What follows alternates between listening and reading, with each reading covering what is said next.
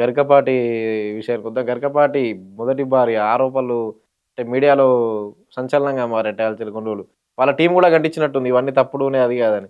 ఏంటసలు గరికపాటి నరసింహారావు గారు? ఇప్పుడు ఆయన వయసు ఎంతో నాకు తెలియదు. నాకన్నా పెద్దవాడని తెలుసు. ఇప్పుడు ఇదంతా జరిగింది కదా! ఇన్ని నిందలు పడ్డాయి కదా!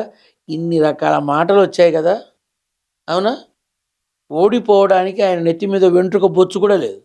ఓడిపోవడానికి వెంట్రుక కూడా లేదు ఆయనకి. ఏమొస్తుంది నష్టం ఆయనకి? అవునా వస్తుందా? ఏమీ లేదు. నెంబర్ 1. నెంబర్ 2, గరికపాటి అనబడేటటువంటి వ్యక్తి మన సమాజానికి అపర కళాకోవిదుడిగా, అష్టావధాన ప్రియుడిగా, గొప్ప వక్తగా, ప్రవచన వర్తగా ఇలా ఎన్నో రకాలుగా ఉన్నాయి. వీటి నుంచి సమాజానికి వచ్చే విధానంలో ఏదన్నా పొరపాటు ఉంటే మనం మాట్లాడుకోవటం ధర్మం. నేను మాట్లాడుతా, అది కూడా మాట్లాడతా. పుష్ప గురించి తను చేసిన కామెంట్లకి నేను క్వశ్చన్ ఇస్తే ఈ రోజు వరకు నాకు సమాధానం చెప్పే అవకాశం కూడా లేదు, చెప్పలేరు. స్మగ్లర్ల సినిమాలు అని చెప్పారు. అదే స్మగ్లర్ల సినిమాలు వస్తున్నాయని గంధపు చెక్కల స్మగ్లర్ గురించి ఒక హీరోని స్మగ్లర్గా చూపించి నువ్వేం చెప్తావు అన్నారు. మరి అప్పట్లో ఆయన వయసులో ఉన్నప్పుడు రావణాసుడు వెళ్ళి సీతను ఎత్తుకొచ్చి లంకలో పెట్టుకున్నాడు. అంటే పరాయివాడి పెళ్ళాన్ని ఎత్తుకొచ్చి మన దగ్గర పెట్టుకోవడం అని చెప్పడమా? మాస్కింగ్ స్ట్రైట్ అవే. అప్పుడు ఎందుకు క్వశ్చన్ చేయలేదు? చలో అది పక్కన పెట్టు. ఎన్టీఆర్ ఎన్నో సినిమాలు చేశారు.